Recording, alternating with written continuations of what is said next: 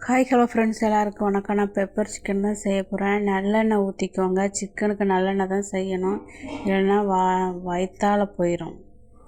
எங்கள் வீட்டிலலாம் அப்படி தான், நல்லெண்ணெய் இல்லாமல் நம்ம சிக்கன் செஞ்சால் லூஸ் மோஷன் ஆயிடும். அதனால் எப்போவுமே நாங்கள் நல்லெண்ணெய் தான் செய்வோம். நல்லெண்ணெய் ஊற்றி பட்டை கிராம்பு போட்டு தாளிச்சிட்டு வெங்காயம் போட்டு வதக்கிட்டு அப்புறம் சிக்கனை போட்டு நல்லா சிம்மில் வச்சு நல்லா வதக்குங்க.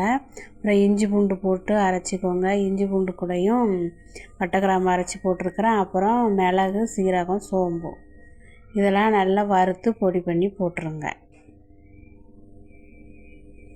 இதுதான் இதுக்கு மசாலா. பெப்பர் சிக்கனுக்கு சிம்மில் வச்சே தண்ணி ஊற்றாமல் நல்லா கிளறி செய்யுங்க. நல்லா டேஸ்ட்டாக இருக்குங்க. பாருங்கள், பச்சை மிளகாய் போட்டுக்கோங்க. மிளகு காரம் பத்தலைன்னா மிளகாத்தூள் போடலாம். நான் 2 தக்காளி போட்டிருக்கேன் டேஸ்ட்டுக்காக.